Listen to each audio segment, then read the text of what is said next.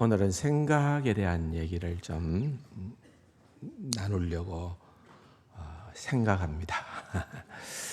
예, 어제 우리 강장로님, 방금 지휘하신 우리 강장로님 따님 결혼식이 있었습니다. 많이들 오셨더라고요. 근데 굉장히 좀 특별한 결혼식이었습니다. 참 저는 굉장히 놀랬습니다. 놀래기도 하고 참 신기하기도 하고, 우리 강장로님이 따님하고 춤추며 입장하는 모습을 보면서 내가 저를 거기다가 넣어봤습니다. 이 모양새가 안 나와요. 근데 우리 장로님이 탁 춤을 추는 그 마지막 피날레를 보니까 그렇게 아름다운 모습이더라고요. 그래서 참 특별하다. 그리고 이제 사실 제가 주례를 짧게 하기는 했습니다만은 이제 전체적으로는 굉장히 아주 흥겨운 그런 어떤 잔치였어요. 춤추고 그런 어떤 요즘 젊은이들이 할 수 있는 아마 최대치를 본 것 같아요. 그래서 결혼식을 이렇게도 할 수가 있겠구나. 그래. 교회에서는 조금 어려운데 마침 이제 예식장이었기 때문에 조금 더 편안하게 이렇게도 할 수 있었겠구나 하는 그런 생각을 하면서 굉장히 좀 인상적인 시간을 가졌습니다. 생각이죠. 생각. 잠언서에 보면은 대저 그 마음의 생각이 어떠하면 그 위인도 그러한저 그랬습니다. 생각, 그 생각대로 우리의 모습이 나타나고 드러난다는 거예요.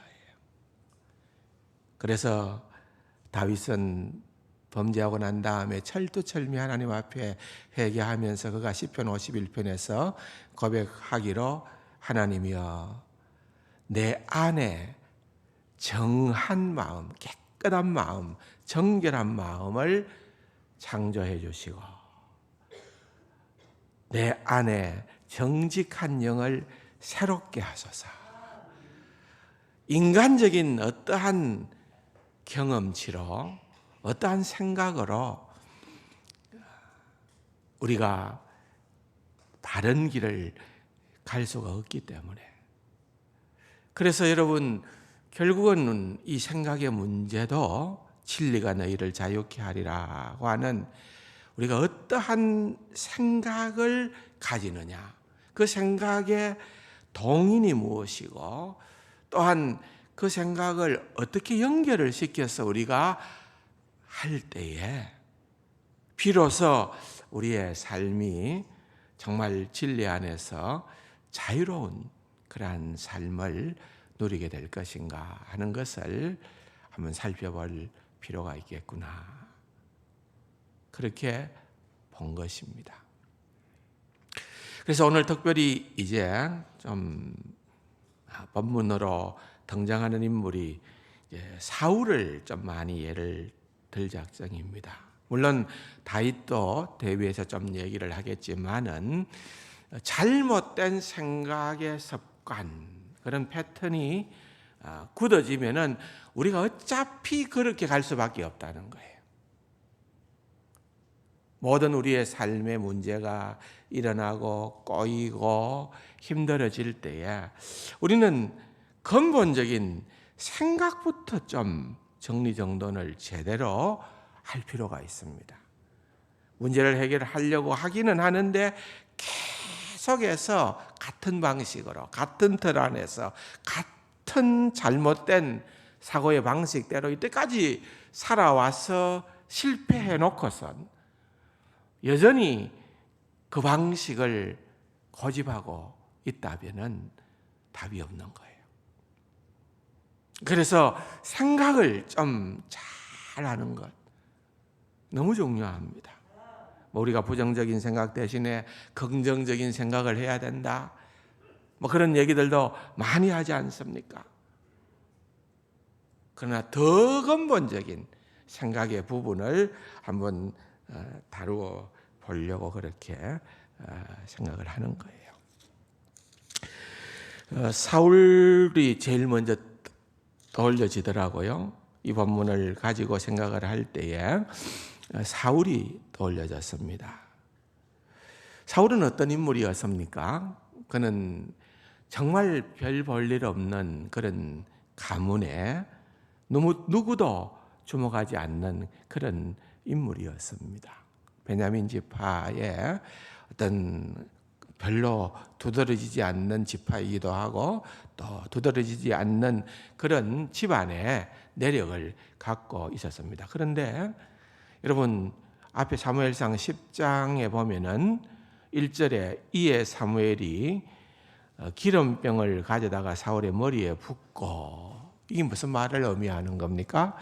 그 당시에 이스라엘의 초대 왕으로 하나님께서 사무엘을 통하여서 사울을 택해 주셨다 그 말이에요. 기름을 부어서 왕으로 삼아 주었다는 것입니다.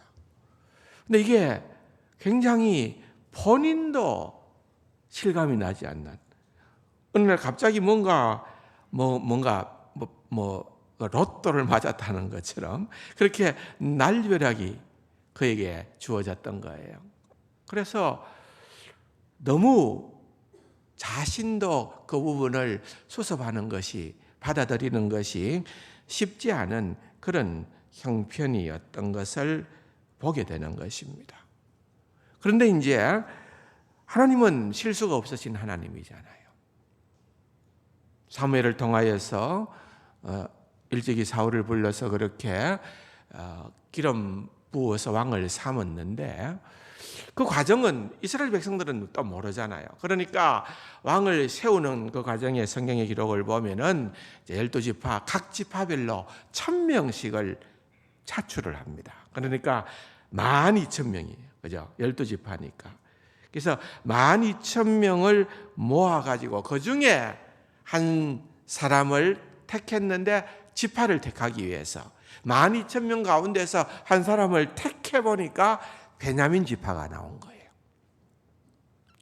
그래서 이제 다른 지파들은 다 빼고, 자, 남겨진 베냐민 지파들 가지고서 계속해서 줄여갔는데 마침내 마지막 제비뽑기로 되어진 인물이 바로 사울이었던 것입니다. 그건 당연한 거죠. 왜? 하나님께서 그렇게 이미 예정하시고 기름 부으셨기 때문에 그렇게 되어졌던 것입니다. 근데 그럴 때에 사울이 그와 같은 일들이 진행되어져 가는 과정 가운데에 기름 부음을 받았으니까 나름대로는 어떤 의식이 있었을 텐데 그가 나타난 행동은 어떠했는가 보면은 10장 22절에 그러므로 그들이 또 여호와께 묻되 그 사람이 여기 왔나이까? 여호와께서 대답하시되 그가 마지막 그가 왕으로 세운 그가 그 말이에요. 짐 보따리들 사이에 숨었나이다. 그러니까 사울이 지금 어떻게 하고 있습니까? 지금 너무 뭔가 이렇게 두려워가지고서 얼떨떨해가지고 그 짐 보따리 사이에 딱 숨어 있는 거예요. 근데 결국은 딱 잡아내는 거죠. 그 다음 절에 보니까 그들이 달려가서 거기서 그를 데려오매 그가 백성 중에 선이 웅크려져 있어서 몰랐는데 그를 데리고 와서 세워보니까 백성 중에 선이 다른 사람보다 어깨만큼 컸더라. 그러니까 사울은 굉장히 장신이었던 것 같아요. 저는 아닌데 2부 예배 시간에는 저처럼 했더니만은 아니라 하더라고요. 제 아내가 저하고 결혼할 때 제가 180인 줄 알았대요. 그때는 그랬는지 몰라요, 저도. 그런데 하여튼 180이 아니라 어느 정도 같으니까 이만큼 더 크니까 한 2m나 됐을는지도 모르겠어요. 하여튼 엄청 컸습니다. 그런데 사실 고대의 그 왕들은 보면은요, 체구가 좋았습니다. 예, 뭐 뽑혔으니까. 전쟁을 하다 보면은 막 백병정도 일어나고 밀리고 밀고 하는 그런 과정 가운데에서 사기를 생각해야 되는 그러한 군인들은 늘 전쟁을 치르다가 힘들거나 어려울 때에 왕이 도망갔나 왕을 쳐다보는 거예요. 근데 왕이, 키가 큰 왕이 탁 제자리에 버티고 있으면은 우리 왕이 우리와 함께 하는구나. 그래가지고 또 다시 힘을 내어가지고 또 전쟁터에 나가고 싸우기도 하고 이렇게 했던 그때 그 시절이에요. 그러니까 왕이 될 만한 출중한 외모를 이미 사울은 가지고 있었던 겁니다. 키가 컸더라. 그런데 그럼에도 불구하고 그 집 하나, 그 집안이 별 볼 일 없는 그런 집안이었기 때문에 사람들은 반응을 어떻게 보입니까? 우리 왕이시여 하고 막 그냥 높였던 것이 아니라 27절에 보니까 어떤 불량배는 좀 고약한 사람이겠죠. 이르되 이 사람이 어떻게 우리를 구원하겠느냐 하고 뭐 했다고요? 멸시하는 거예요. 멸시. 그러니까 사울이 그런 멸시를 받게 되어졌다는 거예요. 예물을 바치지 아니하였으니 그러나 그는 사울은 어떻게 했더라? 잠잠하였더라. 여러분, 사울이 보통 내기가 아니다 그 말입니다. 사울은 어떻게 보면은 다윗 못지않은 지략가요 똑똑한 사람이었습니다. 사울은요, 진태를 나서야 될 때, 물러서야 될 때를 알고 있는 자였습니다. 나를 인정 안 해? 네 죽을래? 막 얼굴을 붉히고 막 대들고 화를 내거나 그렇게 하지 않고 그때 그것을 다 가슴에 담는 거예요. 그는 잠잠하였더라. 그렇게 얘기를 하고 있는 것입니다. 그러던 가운데에 11장 1절에 보면은 이제 암몬의 나하스라고 하는 그러한 자가 무리를 데리고 와서 이제 전쟁을 선포하는 거예요. 한판 붙자. 만만하니까. 왜? 아직까지 이스라엘 백성들은 아직 왕도 없잖아요. 그러니까 제대로 된 조직도 없고 그들의 눈에 볼 때는 뭐 병사들도 뭐 시원찮을 거고 오합지졸이었을 거고 그래서 한판 하자 하니까 당장에 그들이 고개를 숙입니다. 나하스에게 이르되 우리와 언약하자. 그리하면 우리가 너를 섬기리라. 이 말은 무슨 말입니까? 우리가 그냥 싸우지도 않고 두 손 내겠다는 거예요. 우리가 자진항복할 테니까 너희들 시키는 대로 조공도 내고 우리가 다 할 테니까 그냥 전쟁하지 말자. 우리 전쟁할 만한 어떤 힘도 없다. 지금 이스라엘 백성들이 이렇게 나오는 거예요. 그걸 받아주면은 좋은데 또 강자는 그 정도로 거치지를 않는 거예요. 그 다음 절에 보면은 2절에 암몬 사람 나하스가 그들에게 이르되 내가 너희 오른 눈을 다 빼야 너희와 언약하리라. 무슨 말입니까? 그냥 언약 안 하고 너희들 전부 다 오른 눈 하나씩 빼라. 고대에 참 잔인했죠. 그러니까 너희들 그렇게 하다가 언제 배신 때릴지 모르니까 너희들 전부 다 눈 다 빼라. 오른 눈 하나씩 빼고 나면은 언약 맺어줄게. 그러니까 이게 얼마나 잔인합니까? 이스라엘 백성들이 뭐 멀쩡하겠다 졸지에 이렇게 병신될 그러한 위기 상황에 놓이니까 다시 한 번 더 얘기를 합니다. 우리가 일주일 동안 우리를 구원할 사람을 한번 찾아보고 그래도 정 없으면은 그때는 너희들이 시키는 대로 그렇게 하겠다.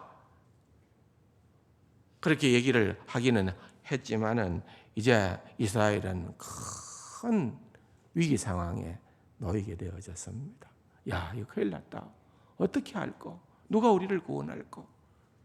그래가지고서는 그들이 웅성거리고 울고 난리가 난 거예요.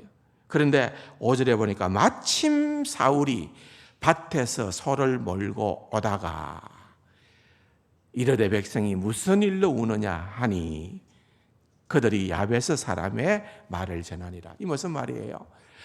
왕으로 부르심을 받았지만은, 기름 부음도 받았지만은, 택함을 받았지만은 아직은 왕으로 그렇게 자리를 차지를 못했던 거죠. 그냥 아직은 밭에서 농사나 짓고 있지만은 사울의 마음속에는 참 많은 것들이 있었을 거예요. 야, 그때가 언젠가. 내가 분명히 왕이 되는 것은 틀림이 없을 텐데 내한테 그러한 찬스가 언제 올까? 호시탐탐 그날을 생각하며 왕을 꿈꾸고 왕의 경영을 생각하며 그렇게 있는 데에 이 얘기가 딱 들어오는 거예요. 그러니까 여러분 6절에 보니까 사울이 이 말을 들을 때에 하나님의 영에게 크게 감동돼요. 참 좋은 표현이에요. 하나님의 영에게 성령에 크게 감동됨에 그의 노가 크게 일어났다. 그러니까 지금 그 말을 듣는 순간에 사울이 그냥 아주 붕괴했다는 거예요. 근데 이 화를 낸 것이 그냥 인간적인 반응이 아니라 하나님의 영에 이끌려서 소위 말하는 의분이 너희들이 하나님의 백성인 우리를 이렇게 무시해?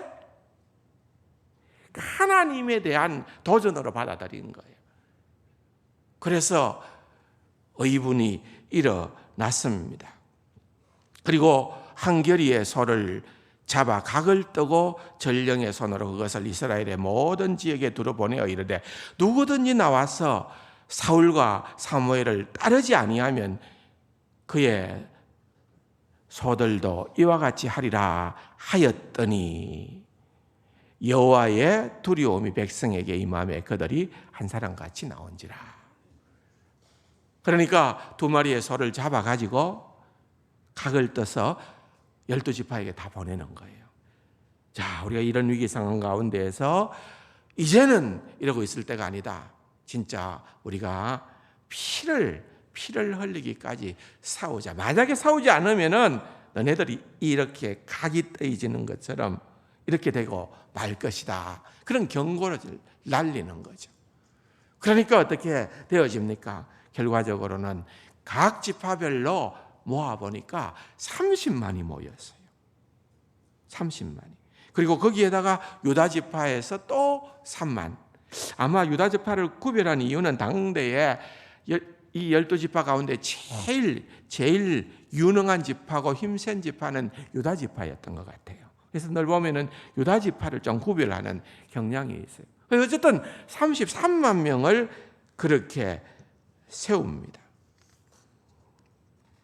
그리고 난 다음에 11절에 보면은 이튿날 사울이 백성을 3대로 나누고 새벽에 적진 한가운데로 들어가서 날이 더울 때까지 암몬 사람들을 치매 남은 자가 다 흩어져서 돌도 함께 한 자가 없었더라. 무슨 말입니까? 3대로 그냥 오합지졸처럼 그냥 우르르 몰고 들어간 것이 아니라 전략을 세워서 세대로 나누어 가지고 그것도 언제 전쟁 칩니까? 새벽에 기습해 가지고 암몬 군대들을 그냥 완전히 진멸을 시켜버리는 거예요. 이거 우리가 다 죽을 줄 알았는데, 우리가 다 애꾸는 될 줄 알았는데, 그러고서도 우리는 그냥 조공살이나 해야 될 수밖에 없는 줄 알았는데, 이 사울이라는 인물이 등장을 하더니만은 그냥 절지의 이 암몬이라는 나라를 박살을 내버리거든요. 이스라엘을 구원했다 이거예요.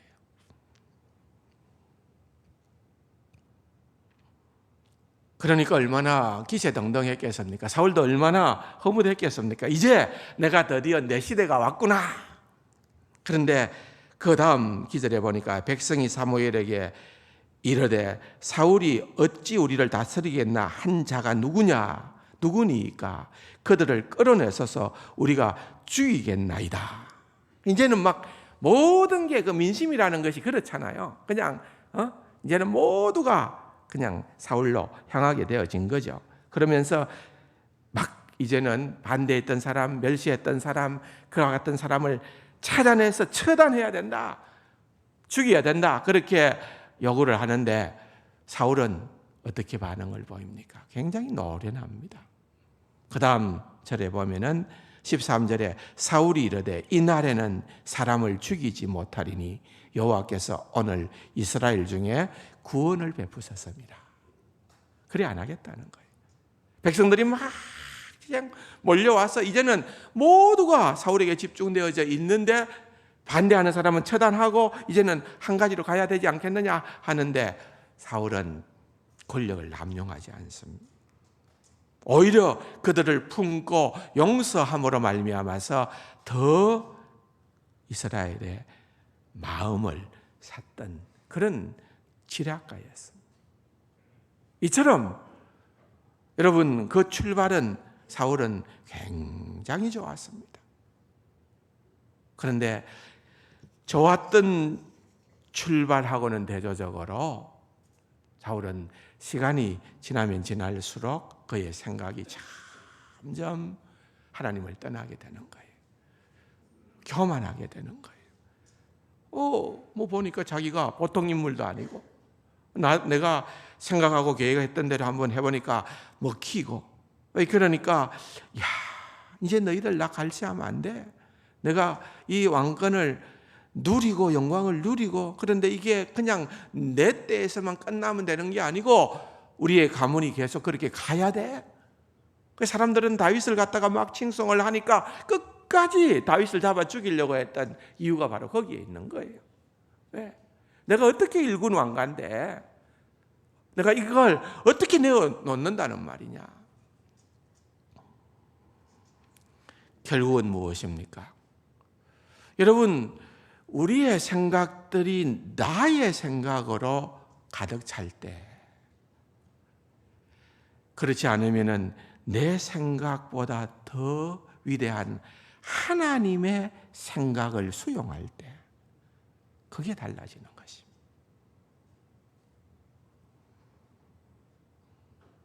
하나님께서 계속해서 사울을 테스트합니다.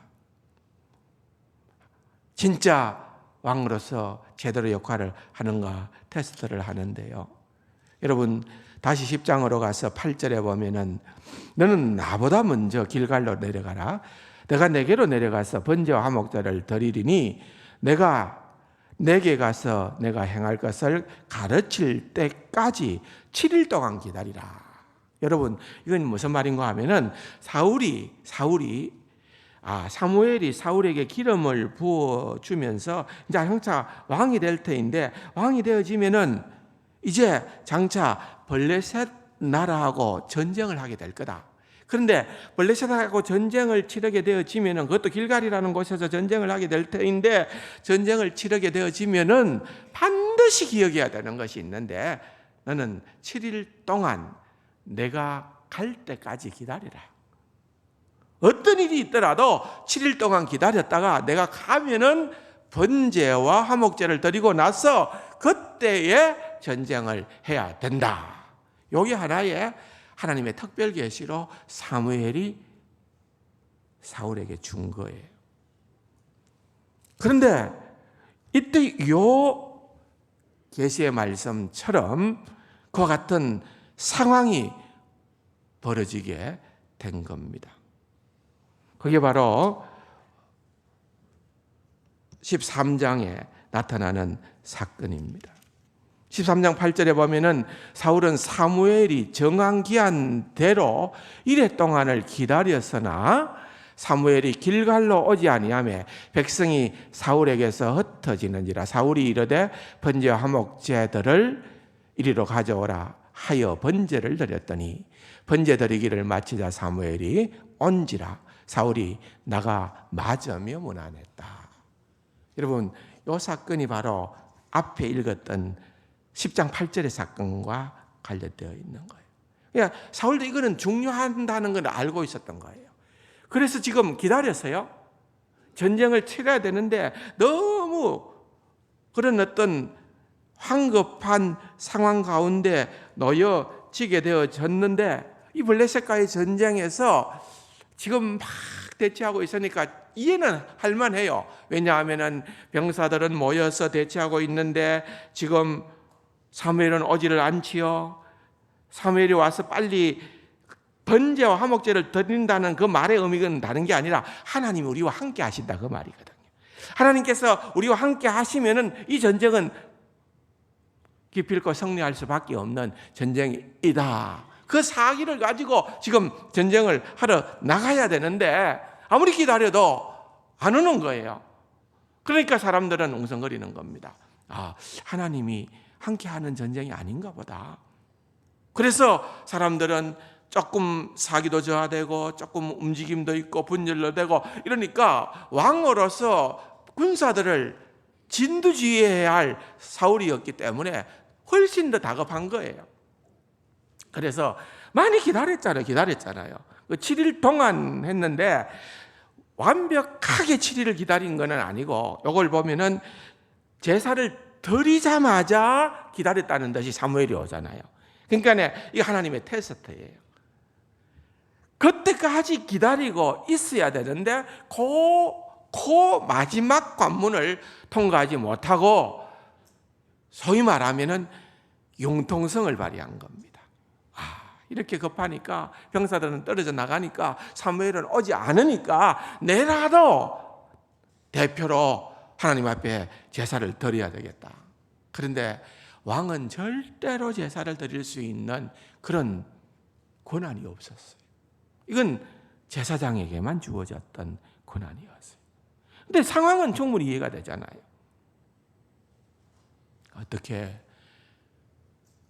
융통성을 발휘했지만은 그것은 하나님이 기뻐하시는 융통성이 아니었어요. 하나님의 테스트였어요.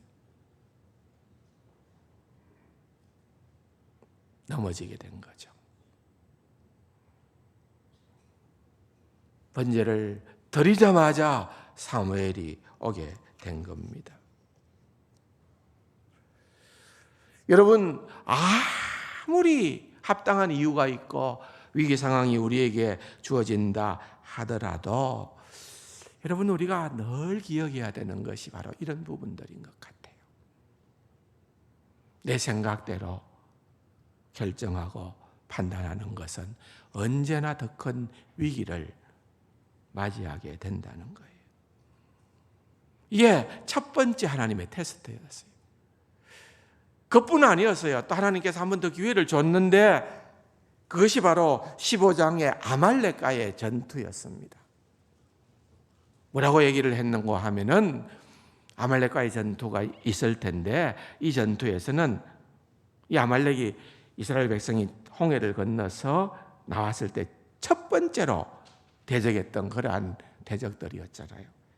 그래서 그야말로 이것은 반드시 무찔러야 할 대상이었던 거예요. 그래서 반드시 아말렉 족속을 멸하고 족속만 그럴 게 아니라 아말렉 사람만 그럴 게 아니라 짐승들까지도 다 진멸하라. 이게 하나님께서 사울에게 주신 그러한 과제였습니다. 그런데 어떻게 합니까? 사울이 남겨두는 거예요. 아말렉 왕 아각도 살려주고요.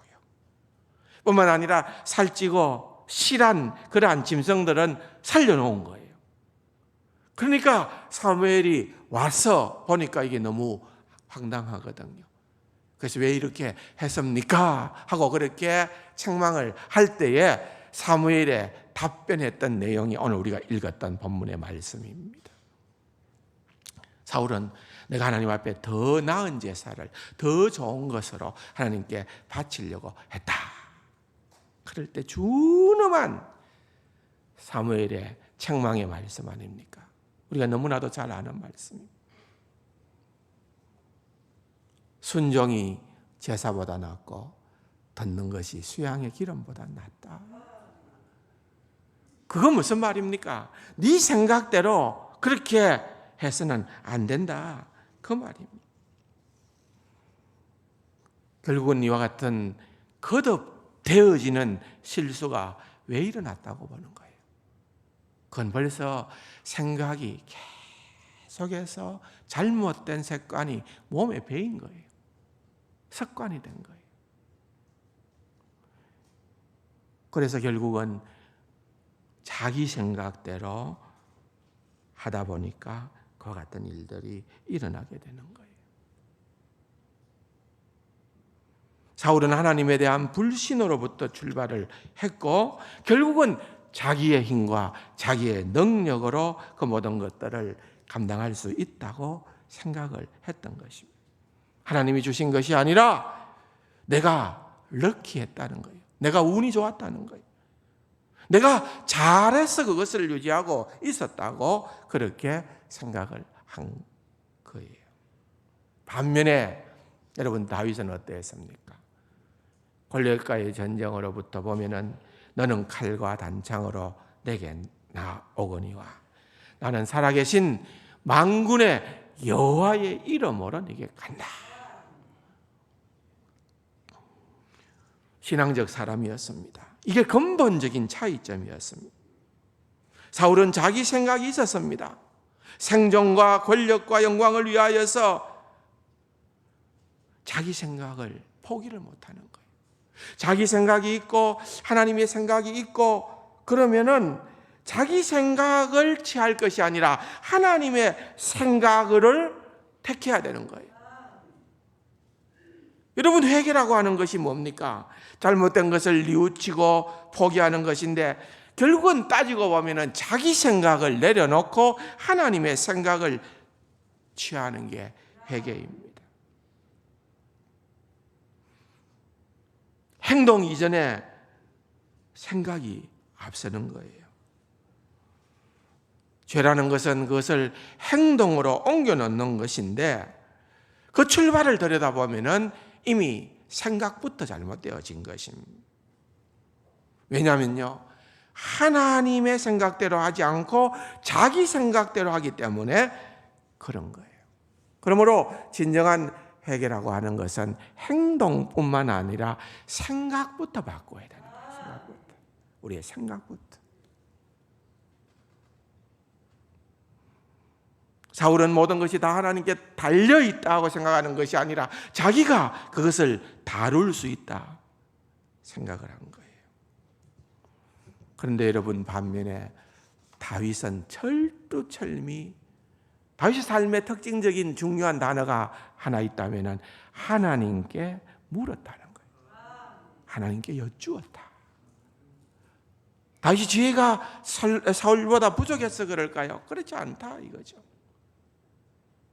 내 생각이 이렇다 하더라도 이것이 분명히 맞다 하더라도 분명히 이것이 절대적이라고 생각했다 하더라도 진짜 중요한 일에 있어서는 하나님의 생각은 어디에 있습니까? 하나님께 묻는 거예요. 그럴 때에 하나님의 지혜가 임하게 되어지는 것입니다. 그러므로 여러분 하나님의 생각을 물으시기 바랍니다. 하나님의 생각이 어디에 잘 나타나 있을까요? 여러분 하나님의 생각의 보고는 바로 이 말씀입니다. 믿습니까? 다른 게 아니라 하나님 말씀이에요. 근데 여러분 이 말씀이기는 하지만은 이 말씀이 하나님의 보고, 생각의 보고, 보물창고라고 하지만은 우리가 접근하는 방식은 달라야 됩니다. 여러분 성경은요 굉장히 참 많은 것을 담고 있습니다. 그래서 성경을 공부하고 또한 우리가 말씀을 듣게 되면 거기에 역사적인 것, 문화적인 것, 구속사적인 것 모든 것을 전체 문맥 가운데에서 찾아서 그 원리를 발견하고 원리를 발견하고 그 원리를 가지고 우리 각자의 삶에 적용해야 되는 거예요. 우리나라에는 있는지 모르겠습니다만은 미국에서 살 때 중국 식당에 가면은 마지막에 그 행운의 쿠키라는 거 줘요. 행운의 과자. 뭔가 하면은 그 과자를 하나씩 접시에 올려놓아 주는데 거기에 탁 쪼개어 보면은 그 안에 이제 종이가 하나 들어있어요. 거기 보면은 뭐 좋은 말 많이 적어놨어요. 뭐 이번 주 내에 어떤 뭐 기인을 만날 것이다라든지 그렇지 않으면은 뭐 당신 생에 어떤 좋은 일이 일어날 거라고 뭐 전부 다 좋은 구절이지요. 그건 전부 다 점괘입니다. 점괘. 그냥 하는 소리입니다. 그런데 성경 말씀이 하나님의 약속인데 우리가 그렇게 이해를 할 수 있는 가능성도 있잖아요. 예를 들어서 하나님 생각이 어디 있는지 모르겠습니다. 진짜 저는 미련하고 둔합니다. 하나님 가르쳐 주십시오. 하나님 내가 펼칩니다. 손가락을 짚습니다. 요건 줄로 믿습니다. 네? 이게 아니라 이게 아니라. 예. 성경은 우리가 그런 식으로 생각하고 찾아야 될 그러한 말씀이 아니라는 거예요. 이 말씀에는 여러분 원리가 있는 거예요. 여러분들이 다 잘 아는 최고의 원리는 뭘까요? 한마디로 얘기하면은 요즘 많은 사람들이 흔히 사용하는 사자성어로는 경천애인입니다. 경천애인. 예. 주님께서 율법을 다 요약해서 마지막 핵심적으로 정리하시고서는 하신 말씀이 너는 온 마음과 힘과 목숨과 정성을 다하여서 주 너의 하나님을 사랑하라. 둘째는 이와 같으니 내 몸을 사랑함과 같이 내 이웃을 사랑하라. 그게 경천애인이에요. 경천애인. 우리에게는 그 원리가 있는 거예요. 이미. 우리가 어떻게 하면은 하나님의 말씀을 깨닫고 이 말씀을 통하여 오늘도 하나님을 존귀하게 하고 우리 주변의 사람들을 사랑할 수 있을까? 여러분, 거기에 우리의 생각을 더하여 가는 것이 진정 지혜로운 생각을 하는 사람입니다. 그럴 때 진리가 너희를 자유케 하리라. 그러한 자리에 이르게 되는 것입니다. 데카르트라는 유명한 고대 철학자죠. 그가 얘기하기로 뭐라고 얘기를 하셨어요? 나는 생각한다. 고로 나는 존재한다. 그랬어요. 세상 사람들도 그냥 아무렇게나 살아가는 것이 아니라 정말 깊은 자아에 대한 생각을 하고 사물에 대한 생각을 깊이 하는 가운데에서 뭔가 의미 있는 삶이 거기에 있다는 것을 깨달아 알았다고 한다면은 여러분, 우리는 훨씬 더 깊은 의미가 담겨 있는 것입니다. 지금까지 살아오시면서 또 지금도 여전히 어떤 문제가 여전히 나에게 계속 꼬이고 일어나고 할 때에 여러분 한번 이런 생각을 한번 바꾸어 보시기 바랍니다. 생각을. 지금까지 내가 해왔던 그 방식대로의 생각이 혹시라도 내 몸에 너무 배어있는 잘못된 생각의 습관에서 나도 모르게 뛰쳐나오는 것이 아닌가. 그렇지 않으면 정말 다윗처럼 하나님의 생각을 따르고 쫓을 것인가. 하나님 그런 지혜를, 그런 정한 영을 창조해 주시고 정직한 영을 내 안에서 새롭게 하여 주시옵소서. 그렇게 소원하며 주님 앞으로 나아가는 귀하고 복된 우리 세상 가족들이 될 수 있기를 주님의 이름으로 축원합니다. 좋으신 아버지 하나님, 오늘도 본문을 통하여서 또한 사울과 다윗의 생애를 통하여서 우리가 본받아야 할 그러한 삶의 지혜를 다시 한번 깨달아 봅니다. 하나님, 우리에게 늘 성령님 함께 하시고 말씀을 하시고 주의 뜻대로 주님의 생각대로 우리의 것을 내려놓고 언제든지 충돌이 있을 때마다 주님을 따를 수 있는 기쁜 마음으로 십자가를 질 수 있는 귀하고 복된 우리 세상 가족들이 다 될 수 있도록 은혜를 다하여 주옵소서. 존귀하신 예수님의 이름으로 감사기도 드립니다. 아멘.